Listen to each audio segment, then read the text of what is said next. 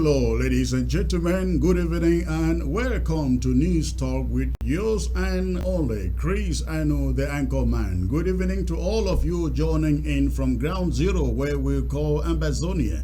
And for those of you joining from Europe, from the USA, continental USA, South America, Canada, thank you for joining to be part of this broadcast. Please, as usual, I expect you, if you are here, especially by way of Facebook, please go ahead, hit your share button and let us get this social media platform fully saturated with people eager to know what legacy Chairman John Fru Ndi of the Social Democratic Front is leaving behind. That is the message that I bring to you today. It's going to be a powerful broadcast, and I expect that you will again go ahead, hit your share button, and let us get the platform saturated. Please, thank you for tuning in. Let's do so right away. Why, I am right back.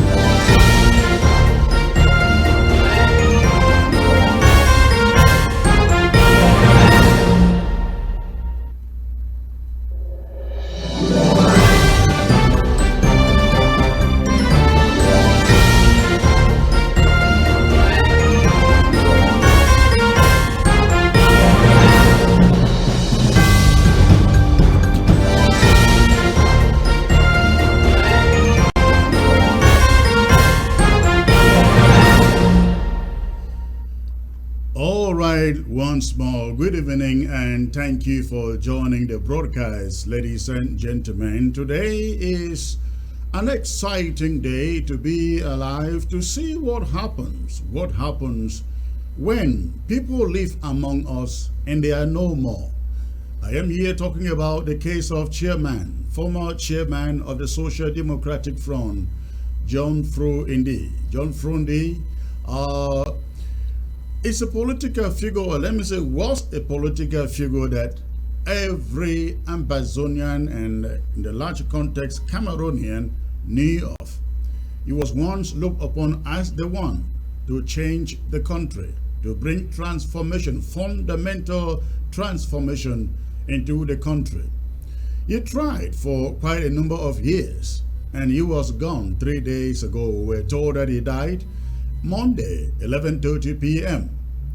So the question is, what is the legacy? What is the legacy that Chairman Fru Ndi is leaving behind? It is not an answer. It is not a question that I hope to provide answers here to every one of you, but I just hope to bring to you my thoughts about him. I happen to have met him quite a number of times back at home and here in the diaspora. And I think I have a few things to say of him. And here it goes. Chairman John Fru Ndi was, ladies and gentlemen, and shall remain the prominent Cameroon Amazonian opposition leader who not only founded the first opposition political party, the Social Democratic Front SDF, but who initiated multi-party politics in 1990 in that country. As a result of it, he will go further into playing a crucial role in shaping the country's political landscape and advocating for democracy and human rights as we know it today. Chairman John Fru Ndi was born on February 7, 1941 in Baba 2, a small village in Mezam County. In 1992, I had the opportunity to visit Fru Ndi's family compound in Baba 2 while researching for my book titled The Man, Ni John Fru Ndi. I guess many of you must have read it. I just found out only today that a copy of it is on Amazon, but without the notes. I will I will work on getting it properly published in the days ahead on Amazon so that some of you can read it. But I met with Pa Ndi, the father of Fru Ndi, of John Fru Ndi, and spent over 2 hours in the village interviewing him. At a point during the interview, Pa Ndi rushed into his bedroom, pulled out an iron box, from which he began to show me one after the other a handful of young Fru Ndi's photos. Those photos portrayed exactly what Fru Ndi would turn out to be. After I was done interviewing Pa Ndi, the father of Fru Ndi, he took me to the homes of some of his brothers, Fru Ndi's brothers and uncles in the village, Baba too. We talked lengthily about Chairman Fru Ndi's upbringing, and the one thing I have never forgotten was the statement that as a child, and I quote, Fru Ndi could literally catch a tiger with his bare hands. He could literally catch a tiger with his bare hands. One of them told me, and I quote, if there was a threat and we plan on confronting it the next day, young Fru Ndi always wanted it done today. That was the kind of person he was. End of quote. And these were the words of his own kinsman.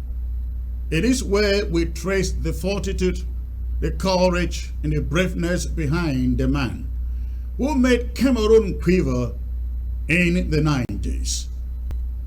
Fru Ndi's leadership of the Social Democratic Front SDF marked a turning point in Cameroon's political history, as it was the first opposition political party to pose a serious challenge to the ruling Cameroon People's Democratic Movement, the CPDM party.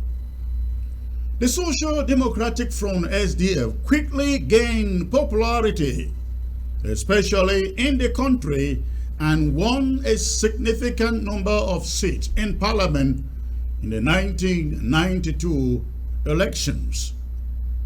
Chairman John Fru Ndi remained a vocal critic of the regime of Paul Biya and his party, who remains in power since 1982. Fru Ndi faced numerous challenges and threats during his political career. He was often harassed, detained, and even physically assaulted by government forces.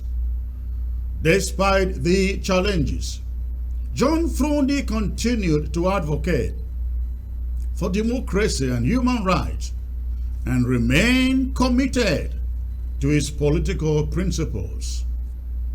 Chairman John Fru Ndi's legacy as a political leader in Cameroon is significant.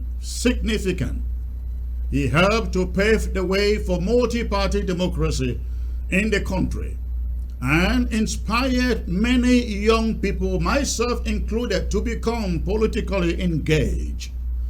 His leadership of the SDF highlighted the importance and the need for a strong civil society in promoting democratic values. However, ladies and gentlemen, Fru Ndi's impact on Cameroon's political landscape faced some challenges in recent years. Until his passing a few days ago, the chairman and the SDF struggled to maintain its popularity and influence, even from his own constituency in Ambazonia.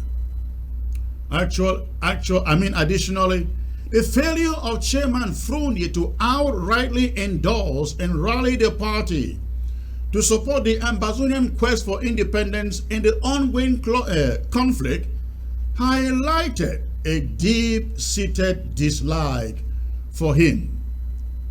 Fru Ndi would certainly have preferred to pass on gently and in peace at his Interlaken home in Bamenda, but He passed on in Yaoundé. Some people have said he died as an IDP, internally displaced person. There was a moment, the man whom the people hailed, their hero and liberator, could no longer feel safe among the same people. He sought asylum in Yaoundé and he died there.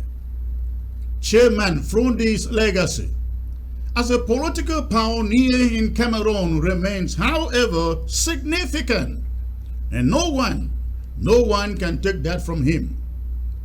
But his opposition to Ambazonia's independence crusade leaves him dying isolated, rejected, and forgotten.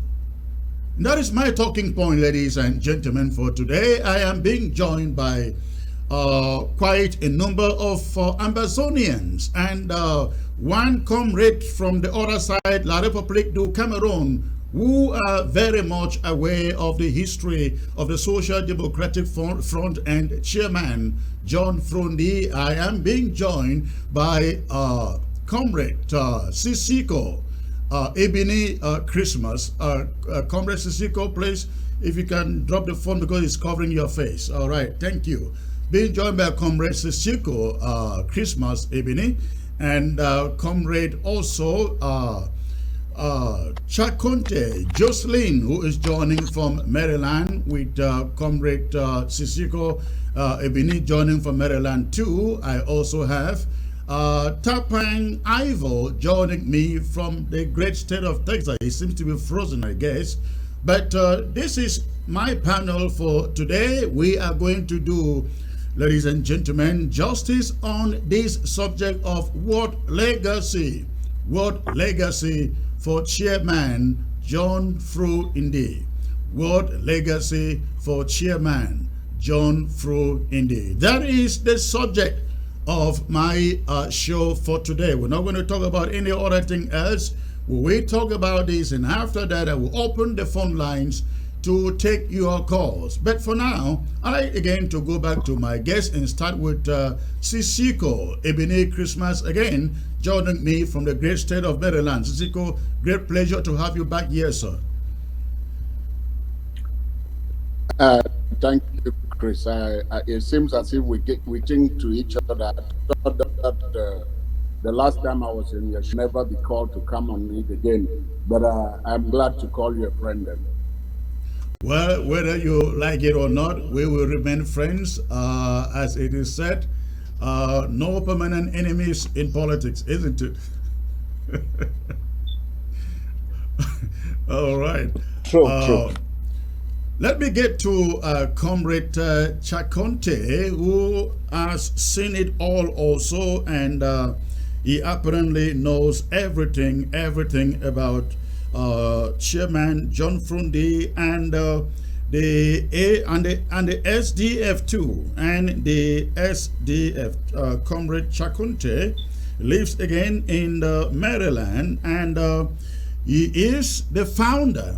Comrade Chakonte is the founder and currently the president of this organization, African Diaspora International Trade Association.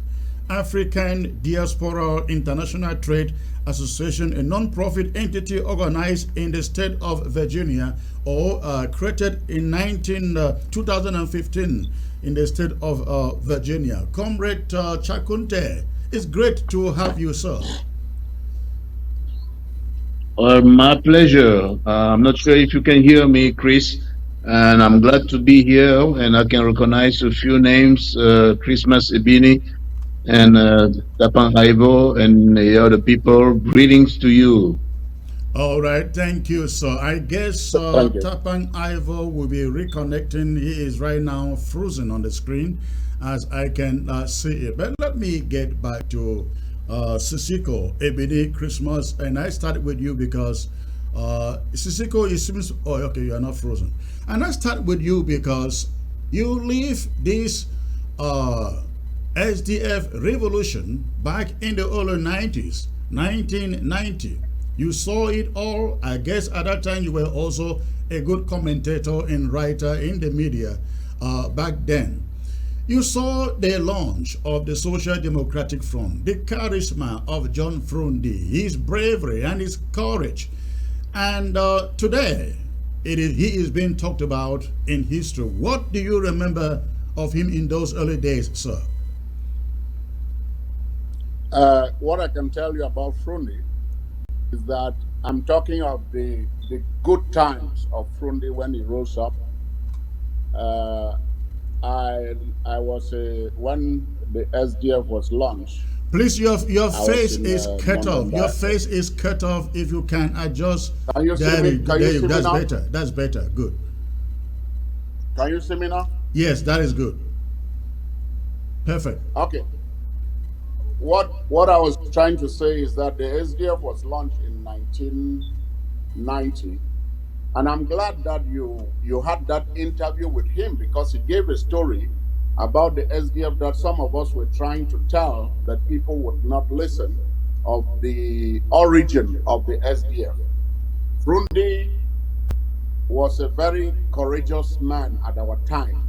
As he himself told you, he was not the most qualified person in the initiative to launch a political party. There were secret meetings going on in Bamenda, and he, I think it's his nephew or his uncle, Siga Sang, were the two who were bold enough to go public and register the party. So Fru Ndi was a great inspiration and a great hope for many of us, those of us who were looking for somebody who would come and give us a direction of hope, or the kind of leadership that Fru Ndi provided at the time.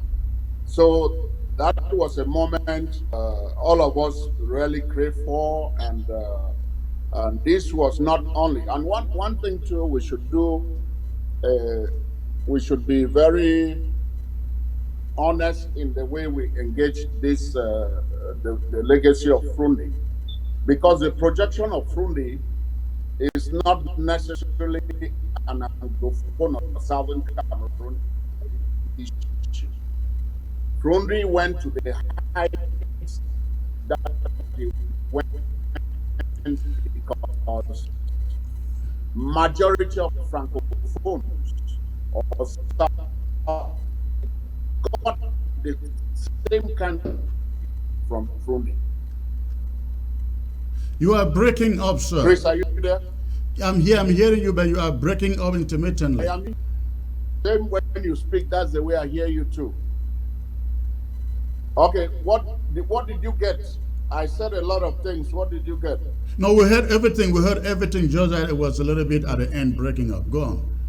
Okay, so what I'm trying to establish here is that it is true that Fru Ndi was a Southern Cameroon citizen, or he is a Southern Cameroon citizen, but he was claimed equally. He was claimed and supported and projected, and he inspired nationally the whole of Cameroon, including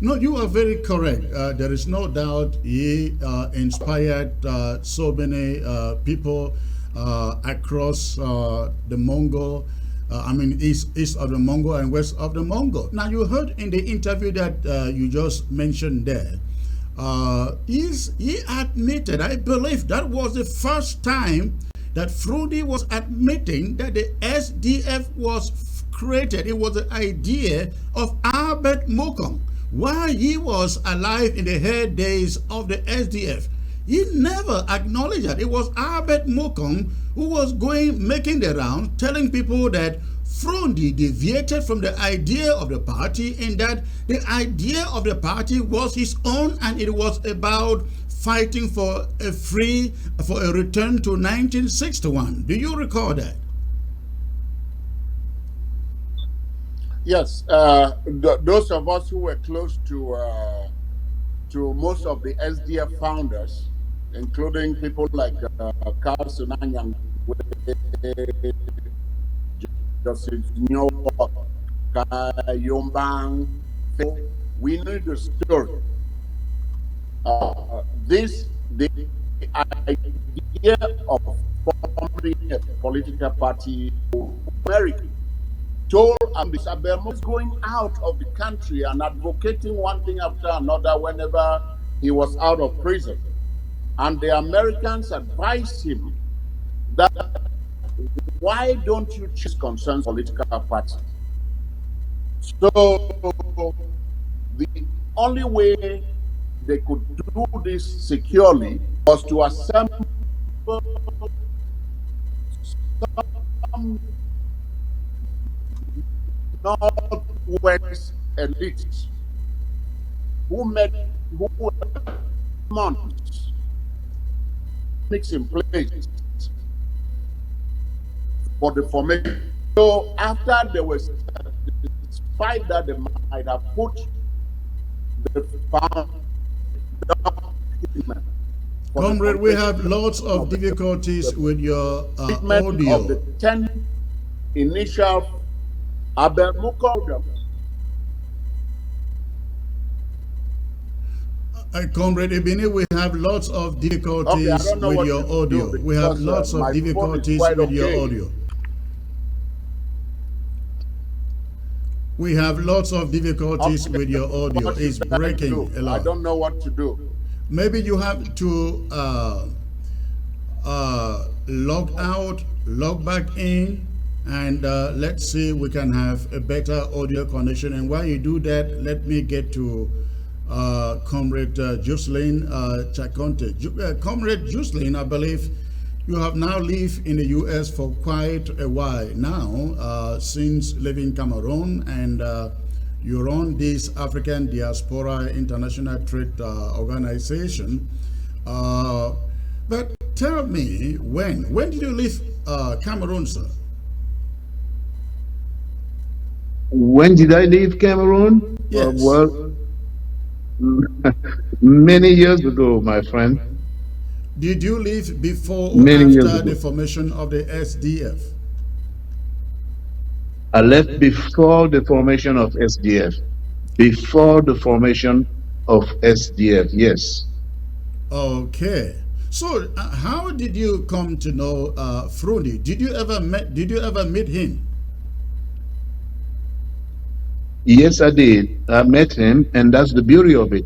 Having left Cameroon before the formation of SDF, I kept in touch with Cameroon, obviously, because it's my native country, and I wanted to know what is going on in Cameroon. And then I read about him, and I read about his ascension and the forming of his party, and I could only get admiration because we are men, okay, and we are required to only have four virtues,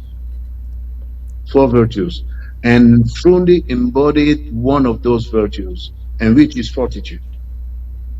Okay, because we can, if you have one of those virtues, then you are a man, then you are doing something right, and Fru Ndi did something right because he had fortitude. So I read about him, and then I knew that he was creating a party, and I quite frankly admired him. So that later on, after many things, and I decided to actually wanted to go back to Cameroon, and I did go back to Cameroon, and I wanted to run for mayor of Douala 5. Okay. So I campaigned very hardly, starting here in the United States. I talked with the ambassador, my dear friend, Ambassador Fru Ndi, and then I told him, look, Ambassador, I'm going to Cameroon, and I want to become a mayor. And he said, what party are you running for, Jocelyn? And I said, SDF. He said, really? Yeah. And he gave me Fru Ndi from CPDM. He gave me a letter of recommendation. He said, okay, go ahead, Jocelyn, run. So, and I arrived in Douala, and I saw the SDF big guys in Douala, including Joshua Ossi, and I saw Ninche, and I saw many other people. I met with Elindi What year was that? All right. That was, I guess, 2013, 2014, Please try to if I'm focus not your camera. mistaken. I'm sorry. Try to focus your camera on yourself because it's cutting your face out. And centralize it, please. Centralize. Good, good. Yes, go on, please. Okay. Well, maybe I'm trying to cut the bad-looking part of my face so that you don't see a lot of my face. No, So it looks okay. It looks okay. That's fine. Go on. there's, there's, So what year what there's a year were you strategy trying to to run that. for office But under the SDF? yes, What year was that? yeah, okay, yeah, exactly. I think it was 2013. So that's when Madame Oh, very Foning was recently. mayor of, yeah, mayor of Douala Cinquième. And then I decided to run, and then they gave me blessing, and I went to Douala and I campaigned. And I wanted to meet with the chairman and also explain to him my intention. And actually, the reason why I wanted to run is because my brother, my big brother, Mr. Jumbi Sango, he is my brother. I'm the spiritual inherited his position spiritually Who is that? in the SDF party because Jumbi Sango, he was Okay, okay. I think that Doctor name is a Jumbi popular name. Sango. Okay. Pardon me? I think that name is a popular name. I may know of it. Yes, exactly. And Jumbi Sango was an otorhinolaryngologist practicing in Douala. A very good man. Like I say, he is from my village. And before his passing, we were talking a lot about politics. And actually, we got involved in politics at least 20 years before that. He and I were in jail in Cameroon with Jumbi Sango. You were All in right. jail in Cameroon? So, yes, I was. What sent you to jail? And that's a long story. That was under the first president of Cameroon, Aijo. Oh, under a Okay, Hijo. Okay. that's right. So, and then fast forward, and then Jumbi Sango tells me, "Hey, Jocelyn, you know, I'm here on the SDF. I'm on the city council of Douala 5, and this is exciting. We have, I'm a member of the SDF party, and so on and so forth. We talk a lot, and he told me about the program. He told me about SDF, and I said, great, right on, go ahead. And and he knew that he and I were always in sync when it comes to those kind of things. And so when I heard of his passing away, and then I went, and then I told his wife that, hey, look, you know, I'm going to carry the job that your husband started, and she said, go ahead. She gave me the blessing. She said, I know you and my husband have been talking about this thing. You are brothers. You have a lot of things in common. I want you to carry the stick and the baton and continue running with it, she told me. And that's how I started the campaign. I actually talked to his wife first. And then I went on and spoke with His Excellency Ambassador Foy. And then I went on and spoke with Nietzsche and the Joshua Oshie and everybody else. And then that culminated in my meeting with the chairman. I think he was in Kumbo. I had a very good friend in Bamenda at that time who introduced me. And then we just talked. And I know he was a busy man. I was nobody among all those guys. And I just told him my name, and he just smiled. And we talked a little bit, and that was it. But the thing that I can remember from him is, like I said, you know, fortitude. But what I would like to, and I know a lot of people now are, you know, are kind of discussing his legacy, that he should have done this and he should have done that. Me, as far as I'm concerned, I would like to focus on why didn't he go forward? I mean, why did he, if we can call that fail, why did he hit that stumbling block? What happened? And I mean by that because you can do things in Cameroon. At one point, you're going to hit the wall. And that was not his fault. That was not Fru Ndi's fault. He hit the wall. The question that we should be When you asking is say what it. Yeah. when you say he hit the wall, Fru Ndi hit the wall, and you Yes, say that was not his fault, whose fault then? Whose fault then was it? exactly. That Whose fault was it? precisely. Exactly, sir. Exactly. We should ask ourselves Why is that wall there? Why is that an existing wall? So that you can build a great organization, you can build a great party, you can mobilize people. Because let me tell you one thing, Fru Ndi mobilized the entire Cameroon from north, south, east to west. He was great, right? So he mobilized those people. He did all the right things. He checked all the boxes, and yet he hit the wall. So the question that we should be asking ourselves and everybody else, Comrade, hold why on is there. why Hold on, instead, hold yeah, on there. I like to know when you say he hit the wall. I like to know, in your opinion, what that wall was. exactly. And I'm trying to, okay, I'm trying to maybe I'm talking too much about it. Yes, what is that wall? That's the question we should be asking. I have my own idea about what that wall is, and let me give you a few hints. All right, let me give you a few hints. Burundi wins the election in 1992, and he is invited Your to microphone Washington is off. We to can't hear meet you. President Paul Biya We're not. I'm not hearing you. Your microphone is. He goes and meets with President Clinton, and they talk. And after that, there's nothing. Comrade, your microphone. Your microphone. Your microphone. The wall is, why did Bill Clinton hesitate? Why did he Comrade. hesitate? Okay. Yeah, I wasn't here. I Yes, wasn't hearing exactly. you. Your microphone was off. Okay, go on. I can hear you now. You can hear me now. Yes. Exactly. I'm telling you the story that Clinton goes to Washington, Fru Ndi goes to Washington, all the flags are up and everything is fine and he's rolling, right? And then he meets with President Clinton and then he explains to him his situation and so on and so forth. He clearly, his election was stolen, all right? And my question is, and that is the war. My question is, why did he get the support of why the support of Bill Clinton? Why did he get the support of the Democrats at that time? That's the question. Is that the war? So that's a hint. So, I'm leading you to that I thing. get your. Okay, so that's number one thing. I get your analogy there. So You get- essentially, you are saying he hit Oh, exactly. the wall when Bill Clinton and the West refused to fight for him for the stolen election. We all believe of 19, I believe it was 1992, or yeah, I believe so. So, Yeah, but after exactly. that, comrade, after that, the SDF was still the most popular party. Every Cameroonian then, and of course, Ambazonians believe Fru Ndi was still capable of taking over.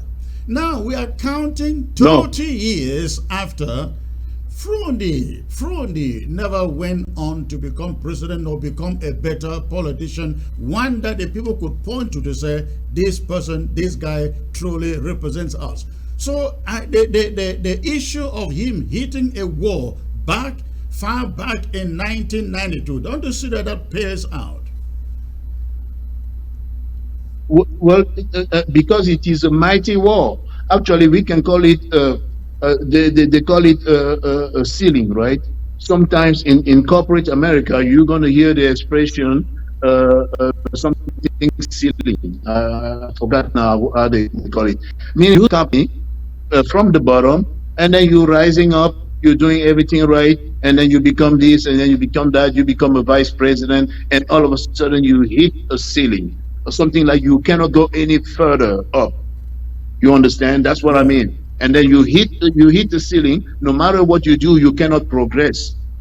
And that's my analogy. And I'm asking, why is it that Fru Ndi, who had everything, who came up and did from bottom to up, and then he hit that ceiling? So the question that we should be asking us in order to go forward, rather than saying that, well, Fru Ndi didn't do this and didn't do that, it's because he hit that ceiling. And then we should try to find a solution, try to find a way to resolve that ceiling or that wall. Okay, we should. That's the question that we should be asking ourselves, because he understood that he had already hit the ceiling. No matter what he did, I heard somebody say earlier today, and he is quite right. The person said, "Well, we have a caucus in the Assembly of Cameroon, and we have about 12 elected people." So there's not even no point of voting or doing anything, because we know that we're not going to go anywhere. You see, because there's some kind of discouragement. They know that there's nothing that can be happening and things like that. So and that's okay. I can understand. I can sympathize with that position, and that's what happened to Frundi. Okay, because he understood that from then on we couldn't go any further. And another thing is that and I wrote about it, and then I said But comrade, not if I only may stop you a little bit there, but if your analogy is correct, that he hit the wall and there was nothing he could do, don't you think that the people would have been sympathetic with him? That the people have not been sympathetic to him, you know that. Which is to say that, well, yeah, which is to say that it just wasn't because of a war; it was his own undoing. no, the people could not see everything. They could not understand things, and you know that every news that we get or every information that we get goes through a prism, meaning that it is distorted by somebody who is sitting in the middle. Maybe he's a TV anchor guy, or maybe he's a sports player, or maybe he's a handsome guy. All right, or maybe he's singing music very well, and all of a sudden he's the spokesperson of people. It is a fact. It is true. That's how people do it. I mean, if you may be here and then analyzing and have all kinds of good ideas. If you don't play the guitar, and if you don't play basketball, if you don't play soccer very well, your message may not go through. And that's what the people kind of. I'm not discounting the people. Please, people, forgive me if I say that, but I'm just saying the fact that we all listen to Facebook and the news and things like that, and we get I think you are. our I information want to think distorted. you are actually trivializing this in the sense that look at Camto back a few years ago. Was that 2016 or was it? I think 2017 when he ran for election in that country. The people that would have supported Fru Ndi, they all turned to support Camto. If it was about hitting the wall, don't you think the people would have said, well, we supported Fru Ndi, he hit the wall. Why would Camto not hit the wall? They would have gotten stuck with Fru Ndi, isn't it? They will have, I don't understand, because Kanto also hit the wall. You see, this hitting of the wall thing is a theory that I am yet to understand, because look at Cote d'Ivoire, Ivory Coast, with the, is it Babo, or I can't pronounce that name right, but he was the same opposition at the same time with Fru Ndi. In fact, he is supposed to be Fru Ndi's best political friend, ally in all of Africa. But he won elections in his own country after fighting. Fru Ndi never won the election. The people stood with him. But along the way, the consensus is that he did not. He chose to pick sides with the ruling party, and that is why he failed, and which is why his own people left him.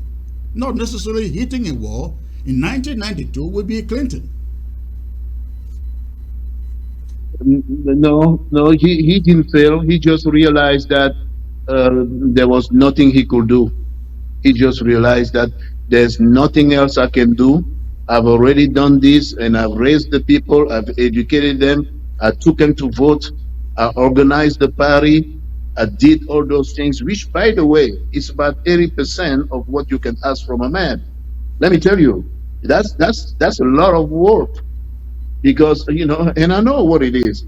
Okay, that's a lot of work to do everything that he did. So he's coming to the final 10 meters. He did everything he could, and then suddenly somebody erects a wall on his face.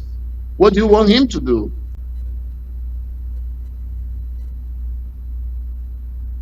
Well, that is your opinion, I should say. What do you think, comrade, of the fact that why Many of you from East Cameroon would appraise Chairman John Fru Ndi the way you do. Many of his own people west in Ambazonia just do not see it the same way you do. What do you think is it? Why do you think so? Is the difference?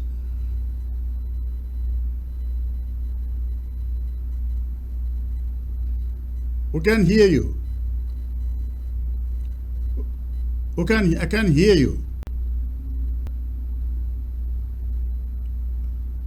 I can't hear you.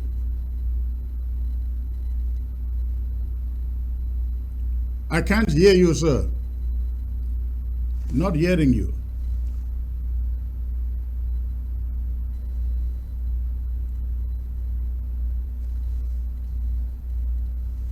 Not hearing you.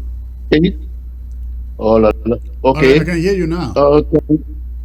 Okay. I apologize. I don't have the most sophisticated system here, but can you hear me now? I can hear you now. I think your question was related to the Francophone, right? Correct. My question was the generality of Francophones see Fru Ndi the same light you do, which you have presented here. But what do you make of the fact that his own people, Ambazonians, do not see him in the same light?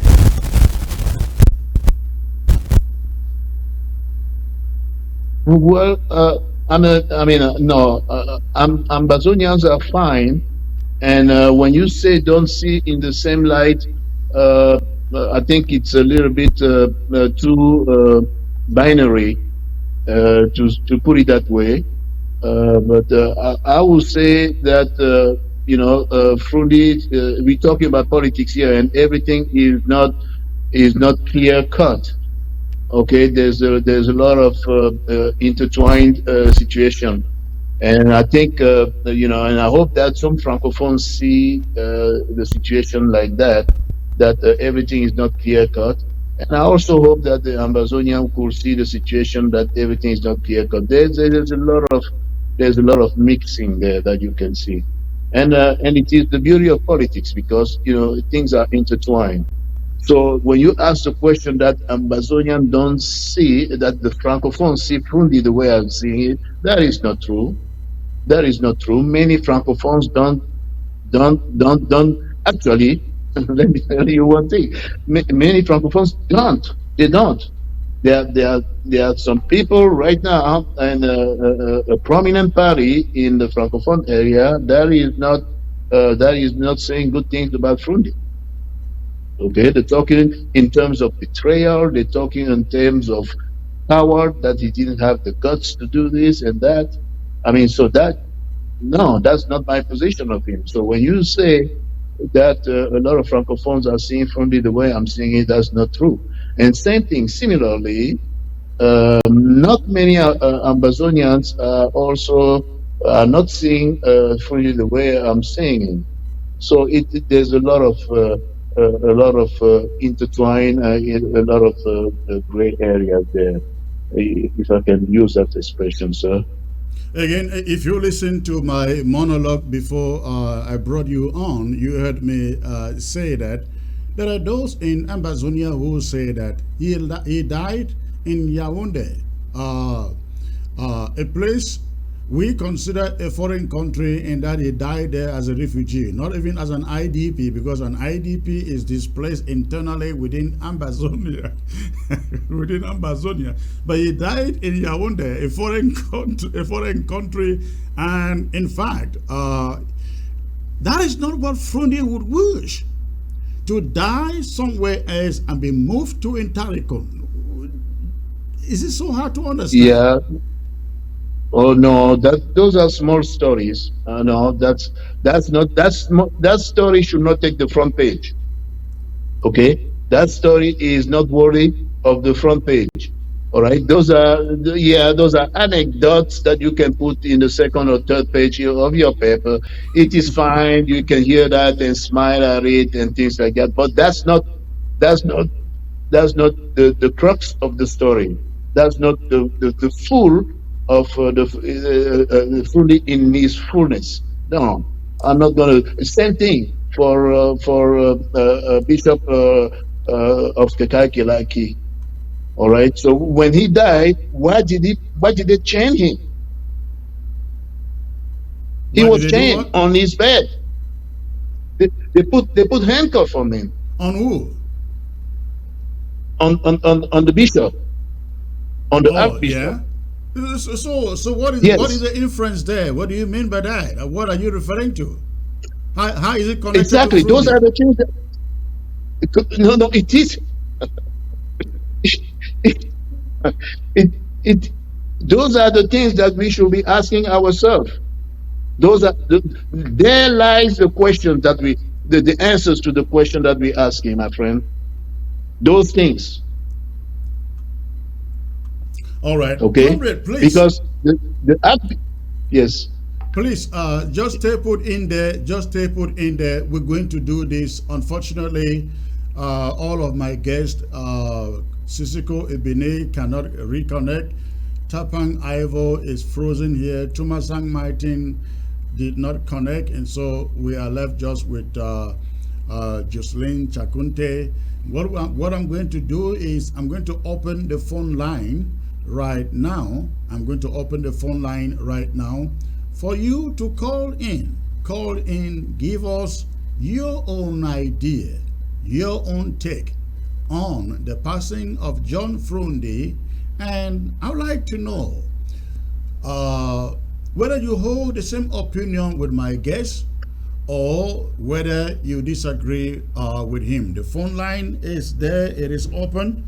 Go ahead and call, and make sure that before you call, please turn down the volume of your set. Before you call, turn down the volume of your set. Let us know your take on this subject of Fru Ndi's legacy. Let us know your take on the subject of Fru Ndi's legacy. Again, the phone line is open right now, and I see the first caller is here. All right. Hello. Yeah, Comrade Chris. Hello, sir. Yeah, I just want to add my voice to what Chakunte was saying when he said Fru Ndi hit the glass ceiling. I think that was the expression I wanted to use, the glass ceiling. So I think if you ask me, I would say he's right. He's correct. Even though he didn't explain in details what he meant by that, but he's So right. explain in details what you understood by that. Yes. First, when you talk about somebody hitting a glass ceiling in English, it means that you reach a level where you are seeing the big boys over there, but you cannot cross and meet them. Yeah, that's fine. Then now. But hold on there. Chakunte was referring to the failure of the U.S. government under Bill Clinton to support Fru Ndi in after the 1992 elections. But the point is that that was only the beginning. He had opportunities. All right, go on. Chakunte is correct. It's just that, like Chakunte is saying, most of our people don't read and they don't follow up what is going on. Chakunte is correct. When you talk about Bill Clinton, you are talking about America and her allies. That's what you think about. Even though you just see America there, the other allies like France were working in tandem with America. For example, Fru Ndi was on interview in France 24. I watched that interview live. The journalist that was interviewing Fru Ndi told Fru Ndi that, do you know why you were not allowed to go to the presidency in 1992? Fru Ndi said no. He said, we in France decided that you will not be the president of Cameroon because we thought that when you become the president of Cameroon, you're going to divide Cameroon into two, the Anglophone and the Francophone. And because of that, we took a decision that we cannot allow you to become president of Cameroon. And then Fru Ndi asked him in that interview that, you in Europe are forming the European Union to become one whole. Why do you think that he was simply going to divide Cameroon? Then the journalist said, well, that's what they thought. They allowed PSPJ to defend provided Biya does not stop France from getting what France is getting from Cameroon. That was France 24. So this is telling you that if France could take this position, by extension, America will take the same position. So I think Chakunte is saying something that most people do not see. Fru Ndi hit the glass ceiling. Thank you. I hear you, but let me ask you the question. I hear your explanation, but what? Why do you think Ambazonians fail to see that? I mean, the people, his own immediate constituency. Yes, it comes back to infatuation. You know, even now, okay, let me ask you this question. Why do you think that even among yourself, Ambazonians, you are unable to identify a right process? Because when some one of you come with the right process, the other Ambazonians will say, no, it's not correct, it's not correct. I mean, within you Ambazonians, not even the whole Cameroon. It is because some people, by their nature, don't want to read, they are not exposed, they don't want to follow what is out there, they believe they live an imaginary life. Because even you, the Ambazonians, right now, you come up with a good concept, the same Ambazonians say, no. Because they are not following, they don't follow the world events. They don't follow the world events. All right. Thank you for the call. You're welcome.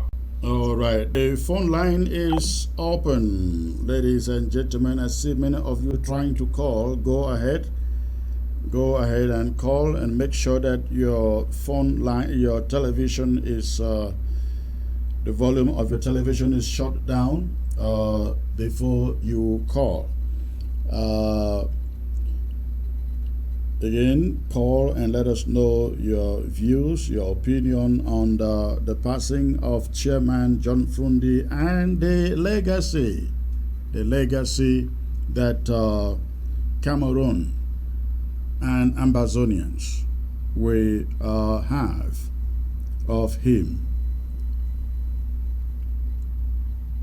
So let me come back to you, Jocelyn. Again, the opinion that many Ambazonians, Southern Cameroonians, they have of the late chairman is quite different. Ambazonians, they wanted him to support the Ambazonian struggle for independence, but he refused to. He wanted a one and indivisible Cameroon. Hold on, let me get let me get this caller and we'll come back to that. Hello. Hello.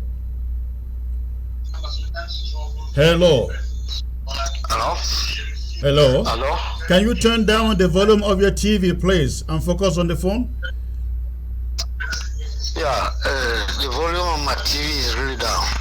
But I can hear it right from here. All right, go on. All right, go on. I can hear. You're okay now. Go on.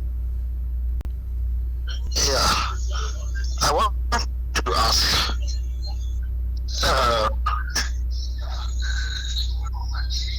As I heard you said, they are saying Fru Ndi is dead in a foreign country, as he died in Yaoundé. I've also heard it this afternoon from friends that it will be difficult to get into Bamenda with Fru Ndi. So that our boys have totally decided that he will not be buried in Bamenda because he left Bamenda without complying with the demands they gave him for the 2 times that he was adopted. So that's what I heard. So I really tune in this to hear you and we get clarified. I don't know what is going on. You know, you people, you know exactly what's going on. But I thought I would have so many people, especially in the diaspora, so that we'll get some filters from you people who are high up there. Thank you. Well, thank you for the call, sir. I don't know who want to stop his corpse returning to Bamenda. I will not bother. I will not care. Is a dead person stopping his corpse, getting back to Bamenda. What difference does it make? Of course not. But let me get back to my guest here. If Chakonte, Jocelyn, if you heard the last caller is saying Yes. the last caller said in Bamenda as we speak, there are people who are saying he cannot return to Bamenda, the cops cannot return to Bamenda. Now these are his own people saying he cannot return to Bamenda. And I asked you the question earlier. Do you realize that even in his own hometown, they look at him quite differently from the way you do? Yes, to that I will say that there are two components to that question. The number one component is that before he is a politician, Fru Ndi is also a grassfield person. All right, and as a grassfield person, his corpse and his spirit has to return to his ground. That is what we are asked to do as grassfield people. And I hope that that grassfield component will prevail. And after they do all the consideration, after all, they're going to say that this is the son of our land. He is one of ours. We're going to judge him later and talk about him. But for now, let's give him a proper burial because it is in our tradition as a grassfield. And we can say really without any mistake that Fru Ndi was always respectful of his traditions. So the least that the people of Bamenda will do was it will be to honor a man who has also honored the tradition. So that's one component of that answer. The second component of that answer is the political side of it. Okay, Fru Ndi buried in a foreign land and has to return to his country. His people who are rejected him or maybe opposing him do not want him to return, and so on and so forth. It's just going to be a small political battle that people can fight, and they can probably come up with a solution. But I think that the cultural aspect trumps that situation. Well, of course, many people will see that to be your own personal opinion, and of course, you are entitled to it. You can hear from the callers that the reflections on the ground do not reflect, the commentary on the ground does not reflect the opinion that you share here. Before I get back to you, I just would like the people to know the phone line is open. Go ahead and call. Let's know what you feel. I see Ground Zero calling. Hello. Yeah, good evening, Sector Chris. Good evening, sir. Where are you calling from, please? Yes, I'm calling from Meme County. Okay, and give us your take on this issue of John Fru Ndi, sir.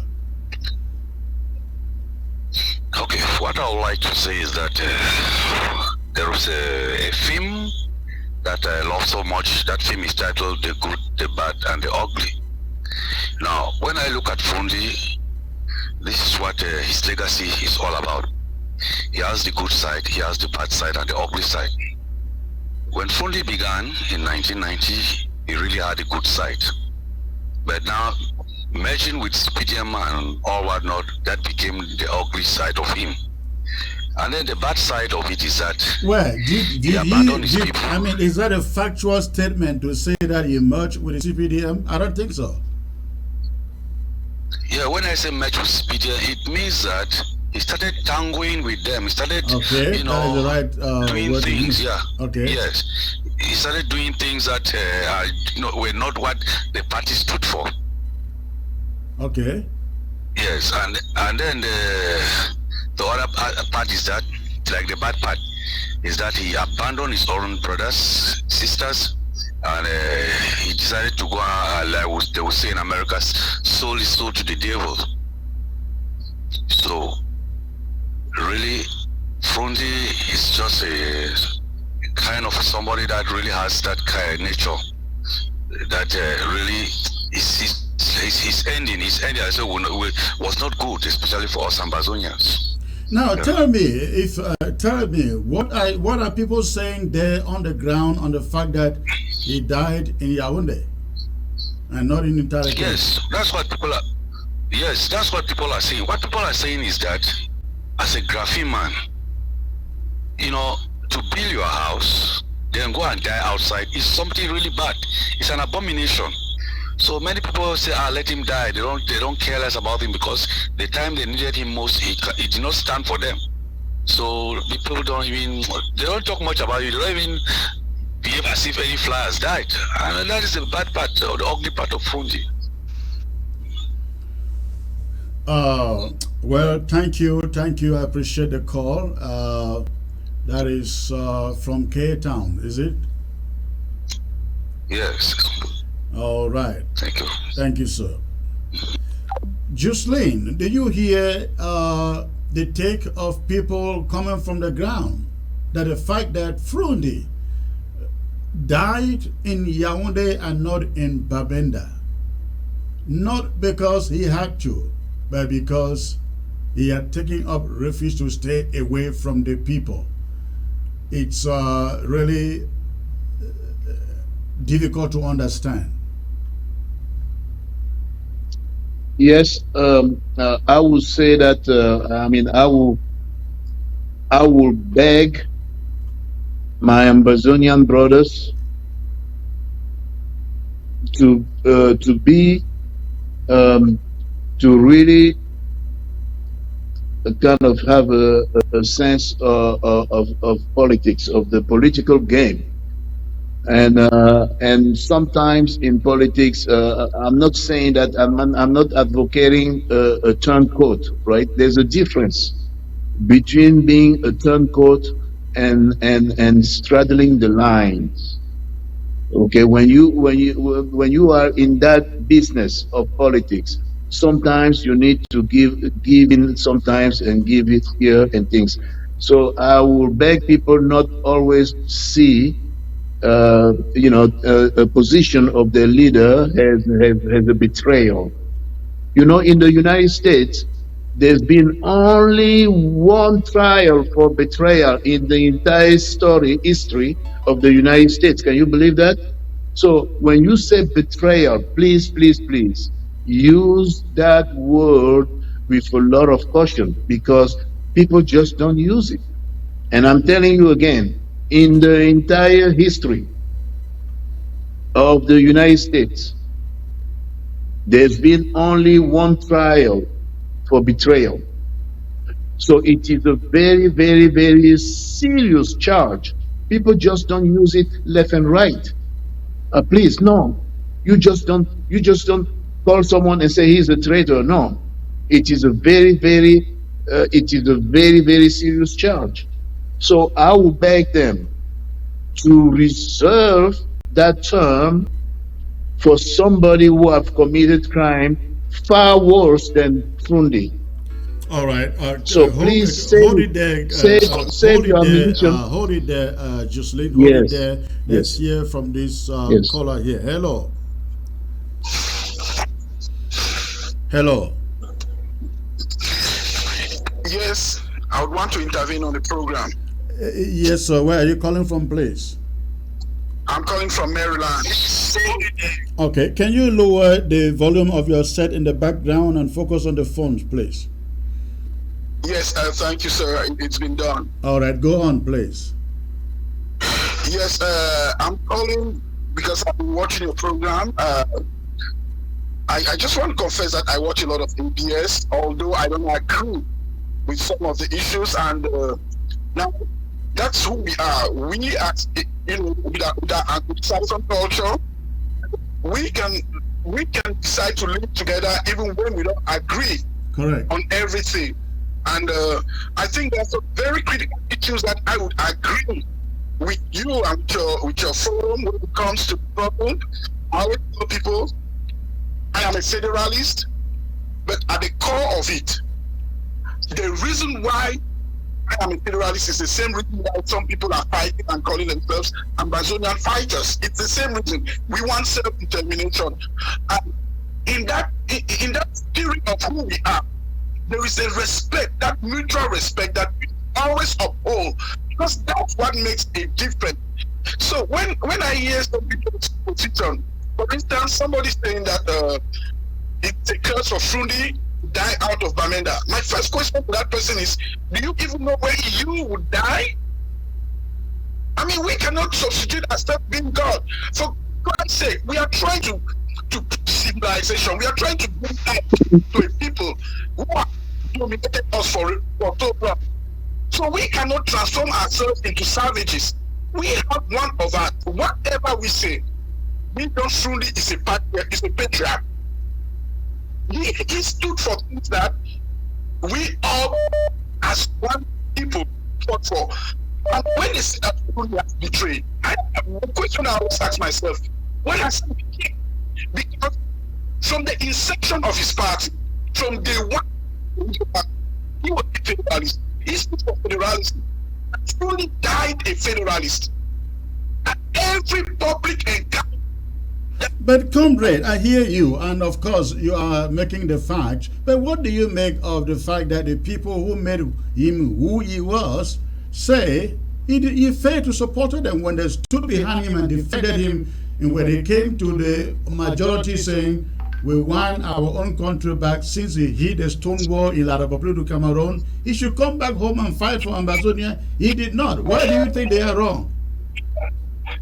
Yes, I mean, I'm always a polite person and I respect people for who they are, and that's why I'm going to call you President, because that's who you are within the organization, and that's who we Anglophones should always be. So, President Chris, this is what I have to say. People have the right to disagree with Chairman John Fru Ndi with regards to the methods of the struggle. And I think I watched John Fru Ndi when he came to your platform and interviewed him. John Fru Ndi cried on that program. When I mean cry, I mean it's a hard they were putting it, but he is open. He wants us to meet. He wants all Anglophones to meet, irrespective of what. Let's meet, and then when we meet, we will discuss about our issues. And from that point, if we have a meeting and we discuss and we agree on something, it is only at that moment that we can talk about betrayal. And that's the unfinished job. And I'm standing here to also say, let all Anglophone meet. I don't know why some people were against the Cardinal Tumi initiative that wanted to pull all Anglophones together. Because the objective is that, now, when somebody says he wants separation, and I'm speaking on behalf of Anglophone, somebody says he's a federalist, he's speaking on behalf of Anglophone. Somebody says he's a Unitarian, he's speaking on behalf of the Anglophone. Where did all of we Anglophone meet and make AAC1 and AAC2 to come out with a common point? There is a solution to this our problem. What is the solution? Open the door for everybody to come in, and then we take a point and we say this is what we Anglophones have agreed on. It is only from that point that we can start talking about betrayal. So, do the Federalists agree on the question of a referendum? We agree. We agree that let's allow the Anglophone people to have the opportunity to decide their fate. Let them allow them. That's what we're fighting for. And that's why you have people like Ekema. Ekema sent over his dead body. And I'm surprised that some other extremists, I don't want to call people's name here, sided with Ekema. They call themselves Amazonian, but funnily enough, they sided with Ekema and said that over their dead body would Anglophones and Chiroma of the CPDM, whether it's Bias, Personal Henchman, or whatever, those are the people that said that Cardinal Tumi's initiative will not succeed. So the question that people, intelligent people should ask themselves, why is Ekema, Chiroma, and all the CPDM people saying that they don't want the Anglophone conference to come? Why were they saying that? Because they knew that when we had AAC1 and AAC2, it gave birth to the new version of activism, which led to what we are having today. So, what they reckon is if we meet again, they don't know, I don't know where it's going to go to. I don't know if my federalist position will fail. But it's a risk that I'm ready to take. To say, okay, let's go on that. Let the Amazonian convince me, because I have convinced argument on why I believe that federal is the option. So why are people afraid that we have that dialogue? All right, comrade, you are raising a very good point there. One that I will invite you here one of these days, and we'll have that debate. Thank you for the call. Let me get the other callers, please. Hello. Hello. Hello. I can hear you. Yes, sir, I can hear you. Go on. Where are you calling from, please? I'm calling from Pennsylvania. Okay, I think I know this voice. Go on, please. Yes, thank you for the show. Yes, I just want to react to some of the things that I've heard some of your callers said. But I would say that to begin, Chairman, as a person, as a family person, our condolences go to the family and his extended family. As a man, he was a man who worked hard for his family. But as a politician and somebody that a whole population was looking up to him, I think he made a series of mistakes on the way. And I don't want people to confuse Fru Ndi as a father, as a husband, and Fru Ndi as a politician, because he came to us, Southern Cameroonians, and we've raised him up. We took him up the political ladder to where he was. And he got there and wasn't listening to the people that took him up. So that is a fact. The most astonishing thing that I would say in his political life is when he had a convention in Bamenda and invited the CPDM Central Committee members to come there, and they were in Bamenda with him, and he was sitting with the effigy of Pobia behind him. And that in itself was a total betrayal. I know people would think that. But that was the CPD and party house. What did you expect him to have done? Pull it down? Yeah, that's what I'm saying. He did not need to do that, because even Southern Cameroonians told him at the time, we don't want you to have this convention now and here. He said, I don't listen to you guys. Of course, he was listening to Yaoundé and the military that protected that environment for him to hold that meeting. And the fact that people are saying that he died in a foreign land, it's true. Fru Ndi could have, he could die somewhere else taking treatment, but he was residing in Yaoundé. So that is what people should take from this. And for him to look in the eyes of Anglophones or the Southern Cameroonians and ignore their cry. I am telling you that I still have brothers that were killed, people that I know were killed the day they launched the SDF. Secretary Christian know that. I have family members with scars on their abdomen on that day. I have civil servants that lost their jobs because of the aspiration, because of the word that Fru Ndi gave them. But the point is, he moved ahead and abandoned these people behind. Some of them have died in poverty. Some of them are regretting why they even have to listen to him, because he moved up and forgot to see where he came from. All right. I hear you there. Hold on there. Let me bring in Sisiko Ebene, who has just rejoined. Sisiko, move a little bit to your left, please, so you can. Awesome, good. Okay. Good to have you back. Caller, hold on in there. Let me get to Sisiko. I don't know how much you follow the conversation, but Sisiko, you hear Jocelyn Chakunte here says, no, you just cannot blame Fru Ndi for anything, because he hit the wall after 1992 and when Clinton would not back his protest about a fraud, a rigged elections. But most of the callers say, no, it was not just about the rigged elections. He abandoned the people. What is your take, sir? Well, my take is that Fru Ndi made a mistake in trying to turn the aspiration of the people in the creation, in the submission of SDF, like a personal property. That is my problem with him, because part of the problem we are facing in politics in Africa is that which leadership come and they don't want to exit. SDF hit a brick wall because the old guys did not want to pump in new energy into the system.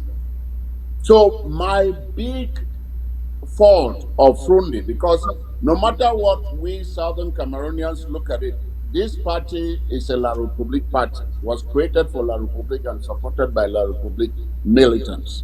We would have expected Fru Ndi, all the narrative about, say, the idea of the party was to solve the Southern Cameroon's problem, that's in the background. The reality of the projection of the meeting was that it was a national La République party. My big issue is that even when Fru Ndi got tired, he still wanted to have control of the party. So it became more of a person doing exactly what the problem we have with Paul Biya. So that's where I think he faulted very much. I think you make a critical point there, which I would like to go back to Jocelyn to talk about. Jocelyn, what do you make of the fact that, I mean, when did you say you went to Cameroon to run elections, Jocelyn? When? What year?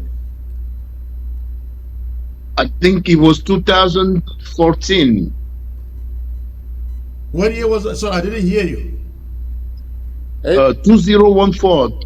2014. Okay. 2014. So, Jocelyn, yes. if I may ask you, what do you make of the fact that in 1990, Fru Ndi was the chairman of the party, and in 2014, he was still the chairman of the party, which is the point that Sisiko is making?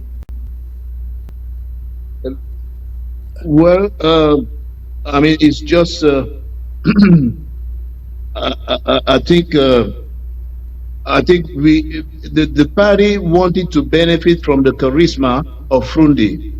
Okay, yes, it is good to have rotation and to have term limits and so on and so forth. But the term limit is less required when somebody is a founder of an entity. Let me repeat that. Okay?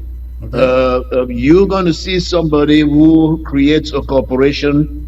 They have a big hotel chain. They make a lot of money, and he's the chairman, he's the founder of that business. Usually, he may remain, he may remain there until for a long time. That's the dilemma, or maybe the how do you call that? That is the paradox comrade, of the founder. If it is about democracy, if it is all about democracy, yes, which we agree it was, how do you justify the fact that he sits there for, I think, about 30 years? 30 years. Well, and like I said, it's. I think when you don't have people who are trained, or when you don't have a foundation, when you don't have a training program to bring up the next leader, it is very, very difficult to give up the reign of command, and that's usually what it is. And you will agree with me that for us Africans, I want to say that those concepts of term limits, of democracy, and all those good things, they are not yet ingrained into our daily existence. So we your can camera give, we can forgive a little bit. Your camera is getting your face. Well, yes. Yes, I I get apologize. your Yes, point. I get your point, yes, but I think 30 yes. years. I think 30 years was enough for him to have learned that there comes a moment you pass the baton to somebody else to try. He was supposed to do it in the coming days in Bamenda at a convention. Unfortunately, he's not going to be there. But let me get back to Sisiko, Ebini. I don't know. I hope you are not frozen there. All right. Yeah, I'm here. I'm here. I'm moving. All right. No, you are not frozen. Yes. So I'd like you to continue with the line of. Go on, please. Go on. Yes, go on. Yeah. When we started this program, we were breaking up. I did not know that that's my bosom friend, that you the Jocelyn on the program. Okay. We still have a problem with your microphone breaking. Is there? I did 11. Go on, please. Why is it like this? I can hear you now. Just go on. Just keep it steady and let's go on. Can you hear? I can hear it freezes and then the voice breaks off. Let me just say this. No. Yes, go on. Nobody can. But I'll repeat again that Burundi would have been in our national dynamic the most honored and the most respected, even if it's chairman of SDF, he would have still gotten that respect, even being a chairman. He's staying around, pushed a lot of other people who would have helped in building the institutions of the party. So that party did not have the right, the type of institutions that for the nation, when if that party had the, and would have not been having the problem.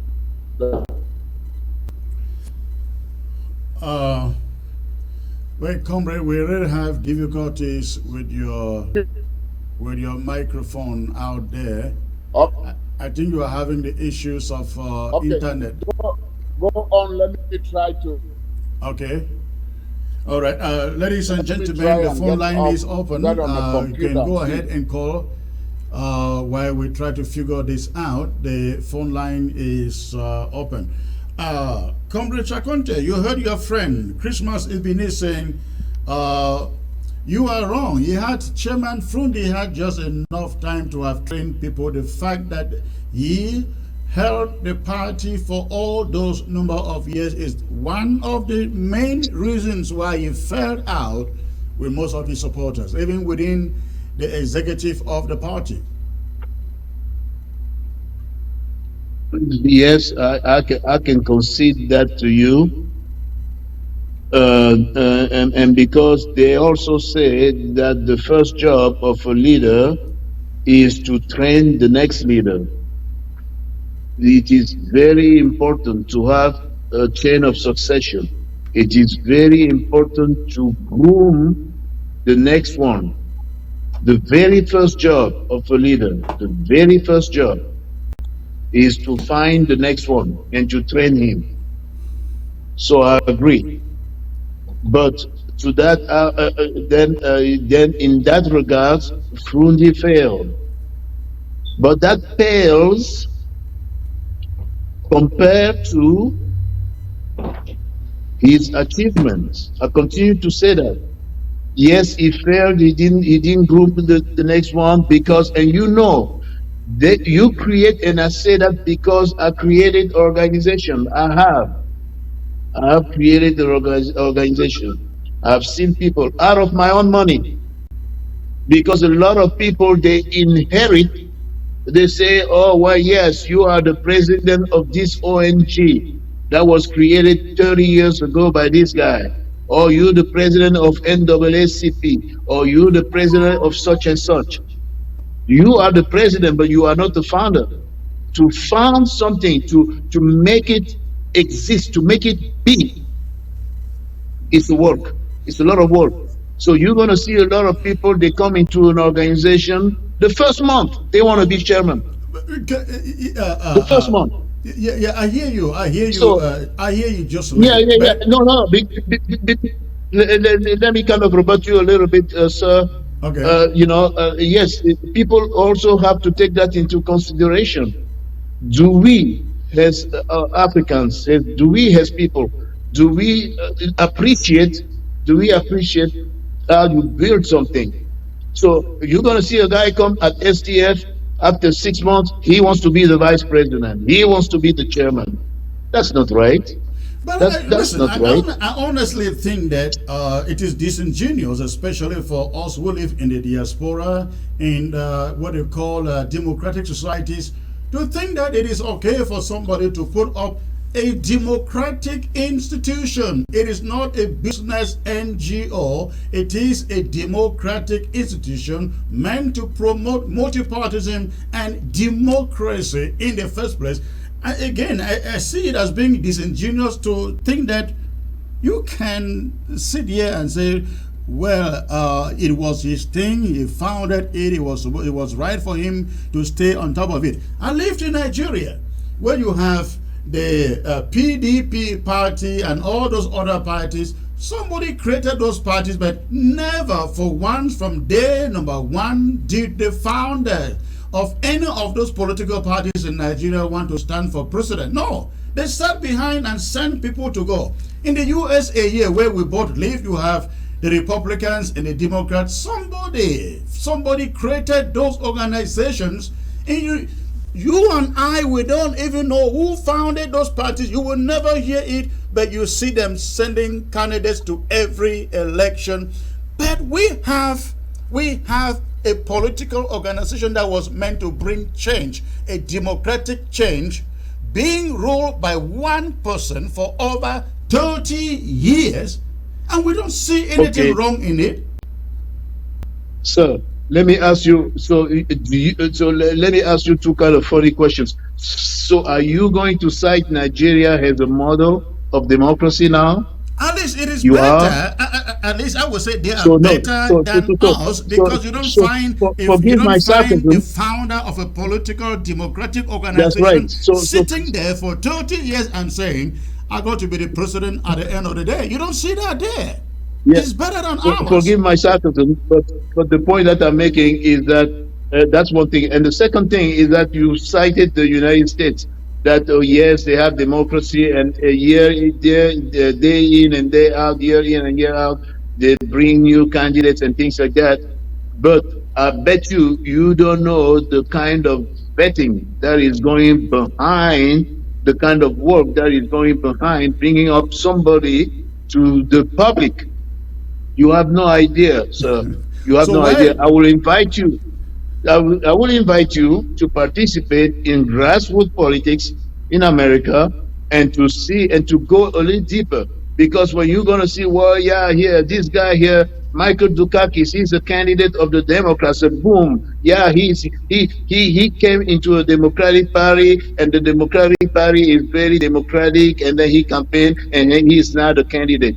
You have no idea, sir, of the kind of work that is going behind to bring that guy up. Let me give that to you. Let me concede that to you. How about the last caller was talking about the SDF putting up a convention in the Bamenda Congress Hall with the effigy of Paul Biya hanging behind Chairman John Fru Ndi, and the question was, why did he allow that to happen? But my question is, you keep on defending the chairman and the SDF. What do you make of the fact that for 30 years, the SDF could not even build a secretariat, a common office anywhere, not even in Babenda? What do you make of that? Success? Yeah, but But because they didn't have money. They didn't have money because CPDM has a secretariat. CPDM has an effigy of Paul Biya behind every desk and everything because they have the money to print them and to frame them. All right? Because they have the money to print them and to frame them. The other party, which I'm not going to name, and which have contributed money to because of the COVID, because they were the one very dynamic when they had when we had the COVID crisis. All right, I have friends. Ekokapwenda is my friend.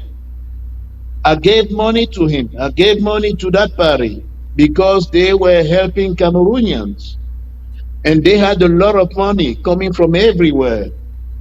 But I'm going to tell you one thing, and I didn't even have to look very far. And I can tell you that SDF didn't have that kind of money. They didn't. They didn't. So that's why they couldn't print. That's why they couldn't do a lot of things. That's why they cannot get a secretariat. I'm not saying that's why. I'm just saying that could be one of the reasons. Because they just don't have, they didn't have as much money. CPDM gets money from your taxes, all right? They get money from everywhere. They get money from everywhere, even money from Cameroon. They have their own leaders of their party who are at the conflict of interest. They work for the government, and then they hang their coat in their office, and then work out to go campaign. That's a conflict of interest. That's the money of the government that they're using to do to do their party's work. You going to compare that to SDF? No, no, my friend, you're not. So SDF have limited means. And again, I'm just saying this out of my intuition, all right? I've never been in the SDF directorate. I've never touched their money. I don't even know where the office is and everything. But as an intellectual, I can imagine that that's what it is. Well, comrade, I will give that to you. But if I were to debate you, I would say that the first parliamentary elections, SDF had almost half of, they had 70 something representatives. And you know what those parliamentarians get every year for development dues for their constituency and for the party? You add that up, you will see. The Senate, I think the last time they were there, they had about 14 or 17 senators. And you know what dues are paid them for their constituency and for the party? You add that up. They were able to afford a secretariat for that party. All right. But ladies and gentlemen, the phone line is still open. Go ahead and call. Let me see whether Sisiko Ebene is still here. Okay, come in. Can you see me? I can see you. Go on. Oh, Jocelyn. Yes, go on. The voice, yes. Your voice sounds a little better now. Jocelyn, can you hear me? Yes, I can hear you. Yes, I didn't know that. Yes, Christmas, I can hear you, sir. You didn't tell people that we've been friends for more than 20 years. And you went and ran for political office without telling me. Is that not strange, my man?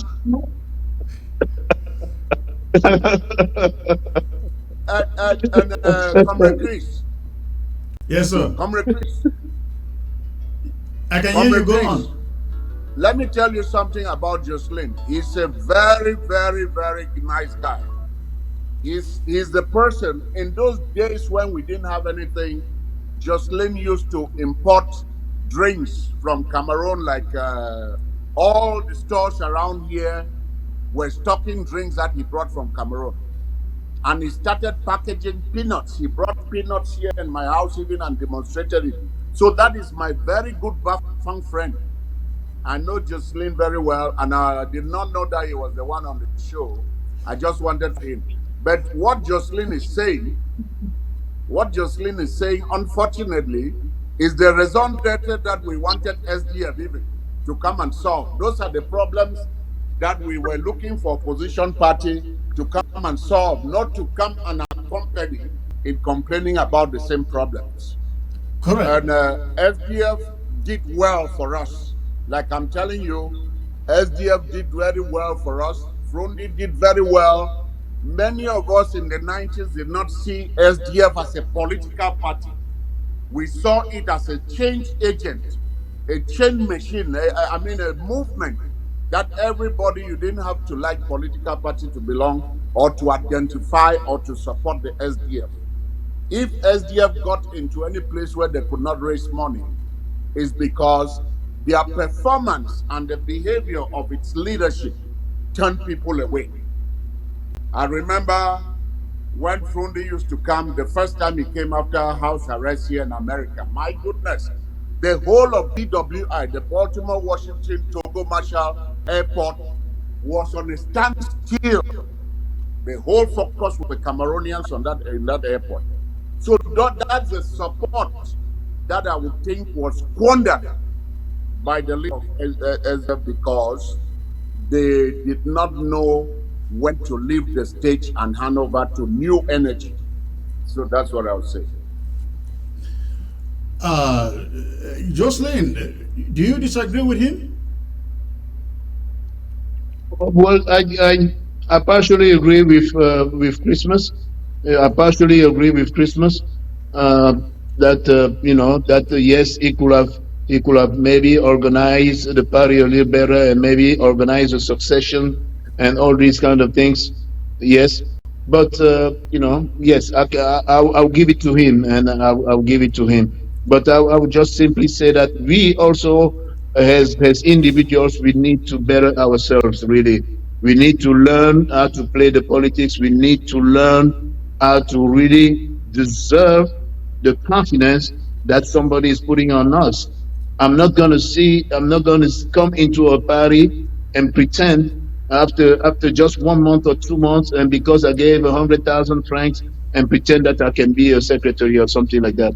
That wasn't the case, comrade. That wasn't the case. I mean, you are trying to generalize it because at the beginning of the party, you had what was this guy in Victoria, the pharmacist, Dr. Is it Chonte or Sisiko? Remind me. Who? Dr. Chanko died. Yeah, the pharmacist who was a doctor in Victoria. You had the Ben Monas, you had the Yondo Blacks, you had all those people. They were all behind Fru Ndi. They were not going. They were not saying Fru Ndi should hand over the party to them. Comrade Chris, let me say something to Jocelyn. Okay. It tries to criticize Nigeria.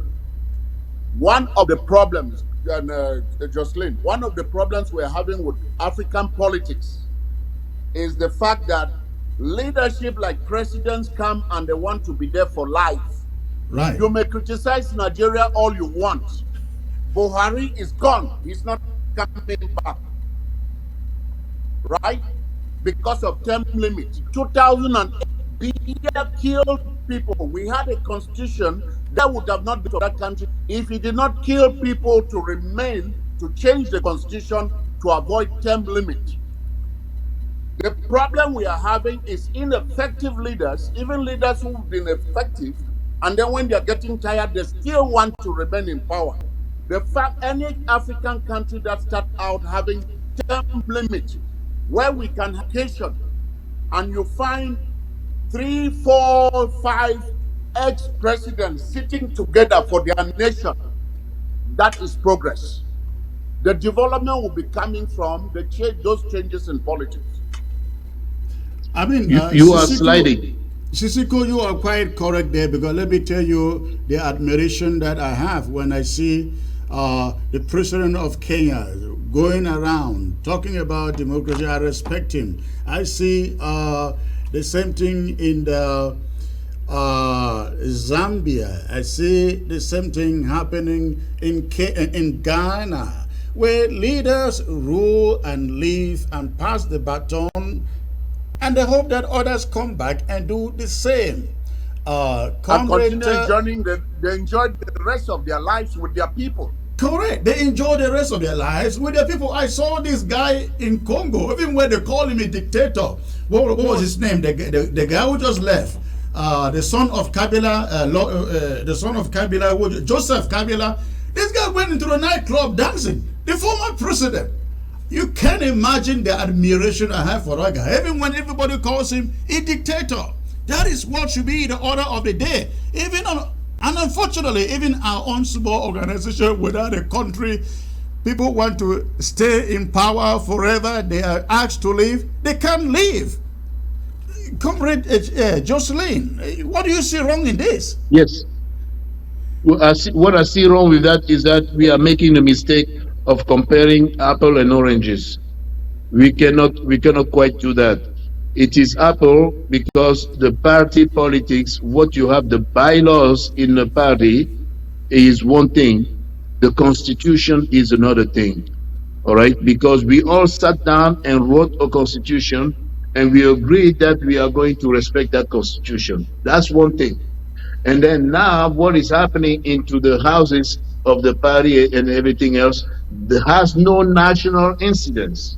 I repeat, what is going on in the parties, although we would like the bylaws of those parties to be revealed and so on and so forth, but that is not something that we should really dwell on.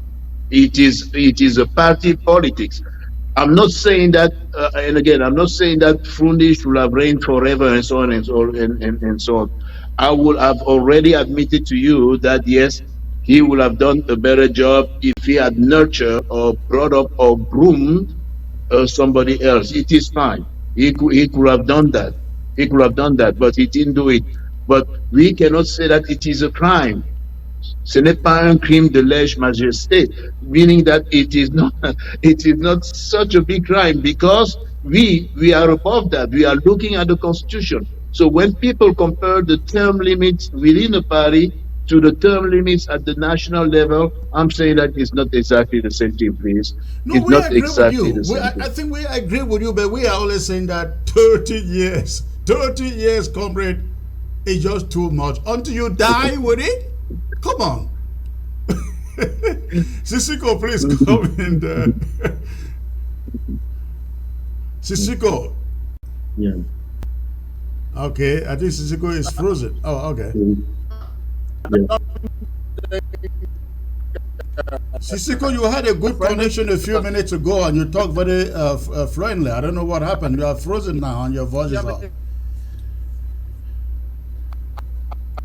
Okay, ladies and gentlemen, the phone line is there on the screen. Go ahead and call that number. Let's know what you think.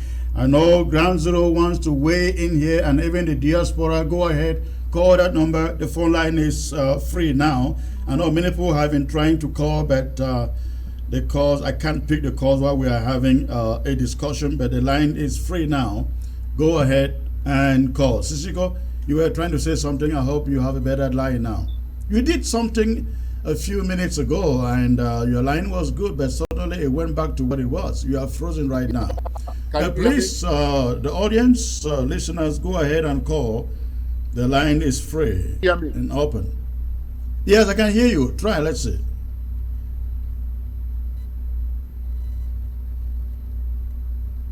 Yeah, what I was trying to say, and I don't Jocelyn this because he's trying to justify certain things as if we are talking down on Fru Ndi. Fru Ndi achieved a lot. He pushed us monumentally into a place where we were not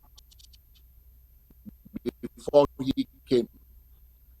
And we should also understand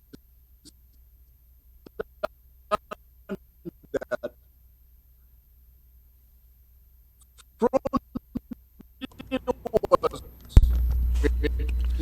well, Sisiko, we are having lots of problem getting you. Your audio is breaking and breaking and breaking. Let's get to the phone lines and get a take here. Hello. You should know. Hello. Can you get me? I can hear you now, sir. Where are you calling from, please? I'm calling from the Carolinas. The Carolinas. Okay. Go on, sir, with your contribution. What is in your mind? Yes, there is one thing we have to agree about with this issue of Fru Ndi's maybe betrayal, or how as some people call it. That was then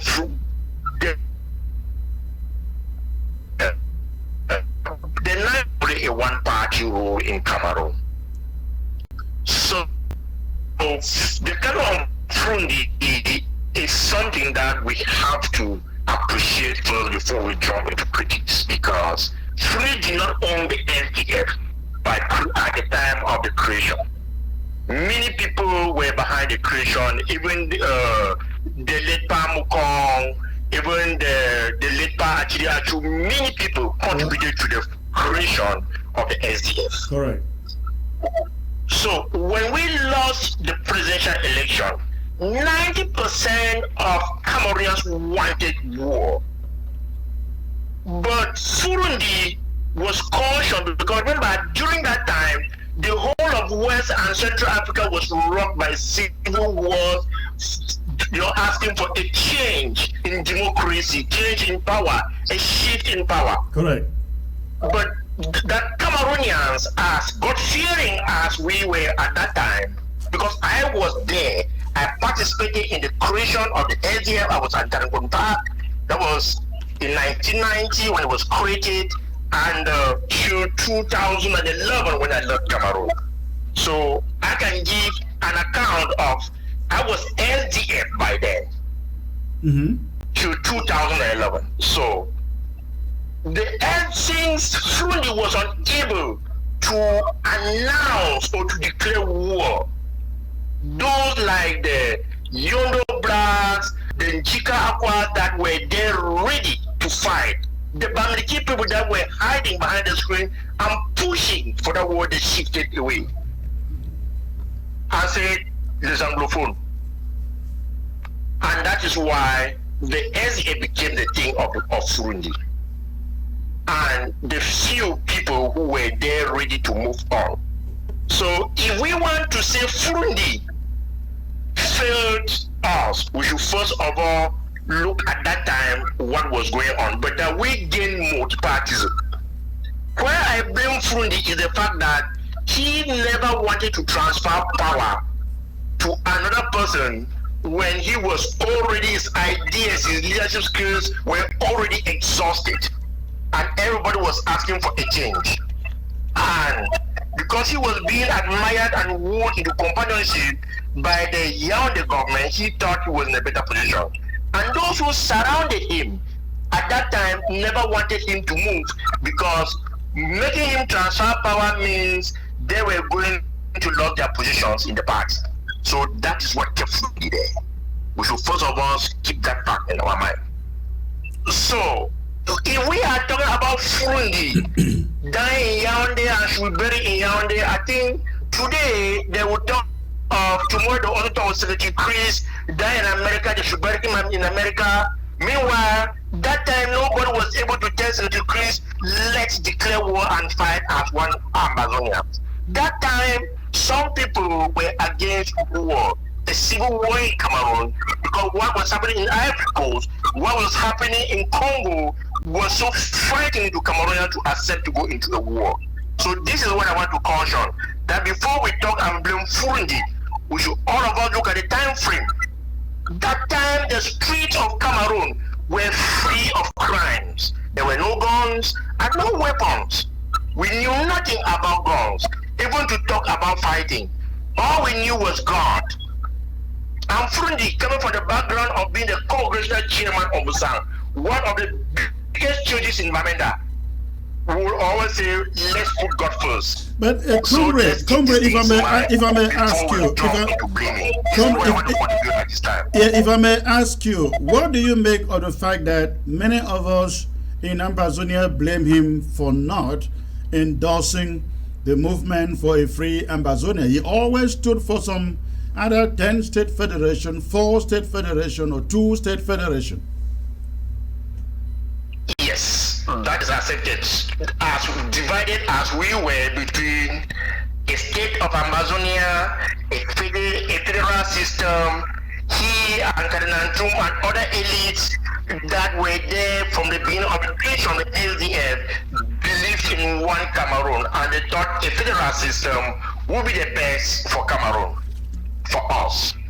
They did not see us fighting as we have fought today up to this point. If they had like seen it that these boys, these our children, are ready to fight and die for their own state, I'm not sure any of them, even ask any of them now to go and sit behind and talk of, if you rewind the clock and ask some of these people to talk about a federation, they will not. That is the gospel truth, because they know the Ambazonians are ready to move forward. They don't care how many will die. They are ready for a state of Ambazonia, and some of them are even there not talking again. So that's the situation. Well, thank you for the call. I appreciate your input. Thank you, Secretary Chris. All right. Okay. I think Chakonte, Jocelyn somehow finds an ally here, even though it's 50-50. But I think the last caller agrees that the main reason Fru Ndi lost touch with his main base in Ambazonia, his refusal to endorse the Ambazonian struggle for independence. Comrade Jocelyn, let's shift a little bit away from the Fru Ndi subject here and talk about, or before we get there, hold on in there, let's get this caller from ground zero. Hello. Hello. Hello. Hello. Hello. Hello, where are you calling from, please? Well, I guess that's a poor network connection. That is a poor network connection. Hello. Hello. Hello. Hello, Comrade Chris. Yes, sir. I think I know this voice. Go on. This is Mike Fusi. Yes, thank you, sir. I just got out and I joined the show, and I would like to make a contribution about Fru Ndi. Okay. Yes, I think the demise of Fru Ndi is kind of tragic. It's a tragic end to someone who had the potential of being one of the biggest heroes that Ambazonia has ever known. We cannot deny the fact that through this courage during the launch of the SDF, we laid the foundation upon which today's resistance may have been built. But we cannot also ignore the fact that he has died like a coward. What do you mean by died as a coward? He was sick. Oh, he was sick, but before being sick, well, where was he? He was hiding behind Phobia, the same man he opposed for years. So what I want Ambazonians to realize is this. Even before getting to the point where Fru Ndi was now hiding behind Phobia, before he was sick and died, the one problem that we Africans have is this idea that once we are given a position of leadership, that we come up with any excuse to sit there, sit tight for years and decades, even when our mental and physical ability would have been making us less effective. Because when you look at Fru Ndi on its way out, what's the difference between himself and Phobia? They now share a lot in common. There was a time when Fru Ndi would have exited the stage and maintain his respect and dignity and remain like a respectable statesman, and still have the influence of the influence over the leadership that should have taken over the ADF. But he sat there, even as the party continued to lose influence and support. But he sat there like a man in a sinking boat until he has been taken under the water. Together with the party itself, the ADF is pretty much dead today.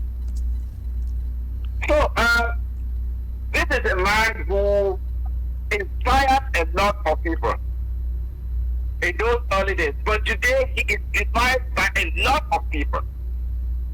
And I just want others who are still active in the political arena today to look at Fru Ndi's example and ask themselves if that's how they want to be remembered. Is that how they want to be remembered?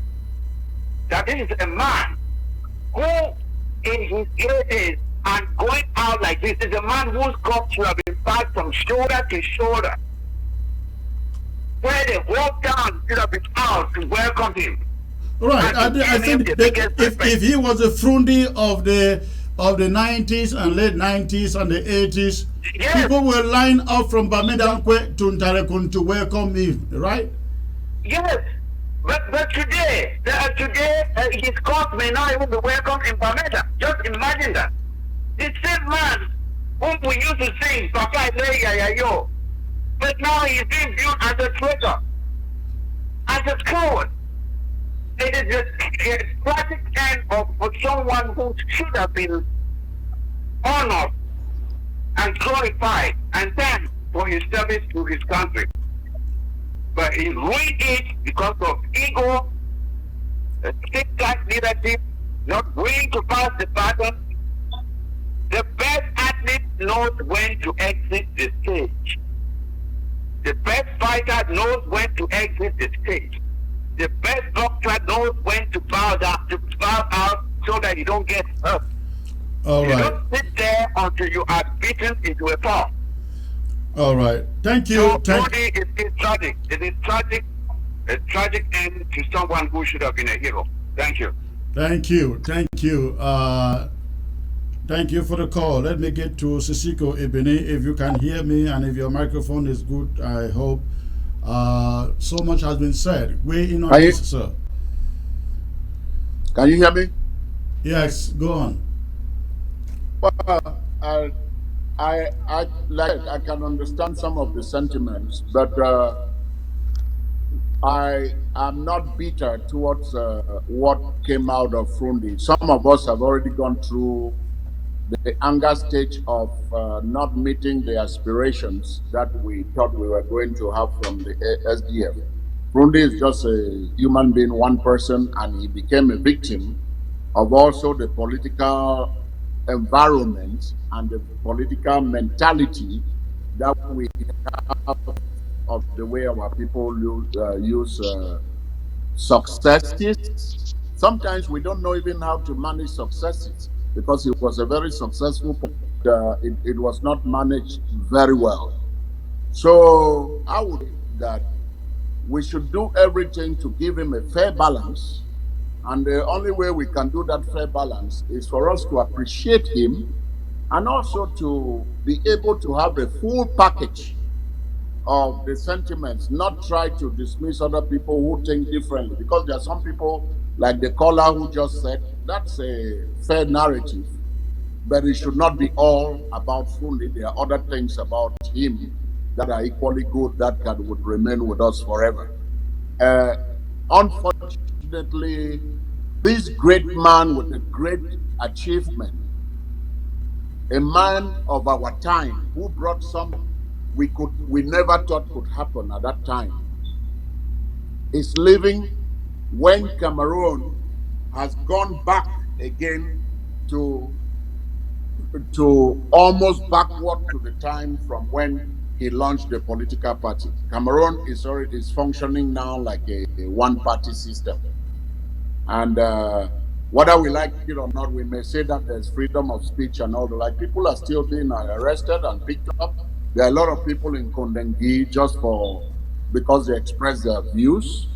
All of those things. The thing that we had, the big thing about SDF was to push for the return of party that was abolished in 1966. And unfortunately, we have gone back. We have gone back a whole decades back over. We have gone back 30 years, and BI is still the constitution of the land. BI's word is the law of the land. BI is still there. When state was just following what the measures, and that's good. But then I would not want to erase from the fact that in the 90s and did what it did. There are two of them that I can remember. If we talk of leadership and moments, we should not only look at Fru Ndi. Because when people say Fru Ndi gave us this, Fru Ndi used our energy very well. We gave him the energy to be who he is or who he became, and he used the energy very well at the time. Before Fru Ndi, there was a guy who used music, who was doing something equally like what the SDF came to do. Who was that? Lapiro de Banga. Okay.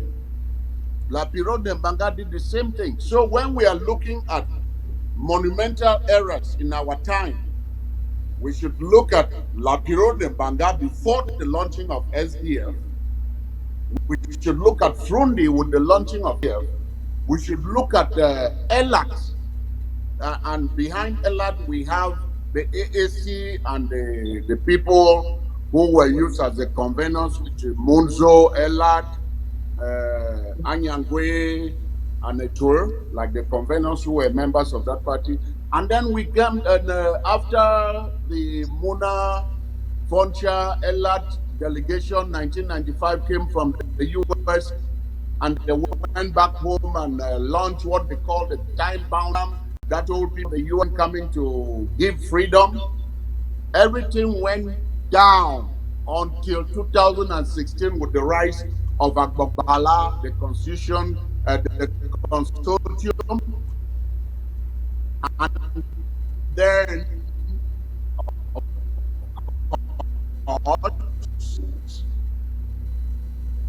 came 2017 with the leader of the first government who is in prison, Siseko Ayub Kabe, side to with the war punishment. Never be a memories on our, but then to disappointment, he came and mixed. He almost became a clone to us. His end, and that's the thing that is very sad to many of us. And we have sentiments from Cameroonians. Thank you, Sisiko Ebini. Your microphone is an issue again. I will give the last word to Jocelyn, and then from there we will run up the show. Jocelyn, let me give you the last word, please. You see, you are frozen. Yes, sir. I think I will choose to be much more lenient towards. I think you are frozen. Hello. All right. All right. I think Jocelyn is frozen, and I guess he. Hello. Yes, sir. Can you hear me? Yes. Yes, I can hear you. All right. I give you the last word. I'll call it a night. Yes. I have a question. You need an example. Conrad, we can't hear you. We can't hear you. You are breaking up. Can you hear me now? Okay, that is a little better. Go on. Yes, sir. I was just going to ask you to give me an example of a successful succession in Africa. By that, I mean, in the field of business in Cameroon, the succession of Sopo Priso has not been successful. Okay, he was a very good businessman. Are you talking about political succession or business succession?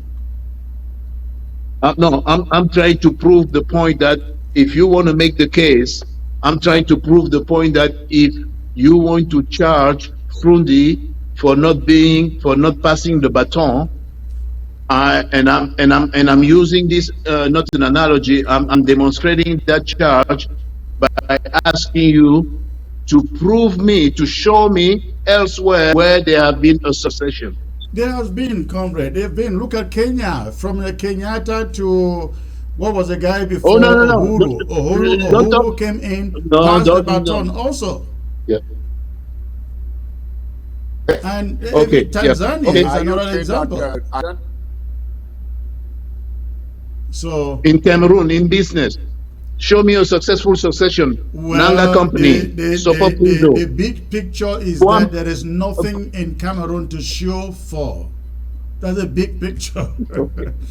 All right. Okay. Thank you, sir. Thank you for showing up. Thank you for being part of the show. I appreciate you.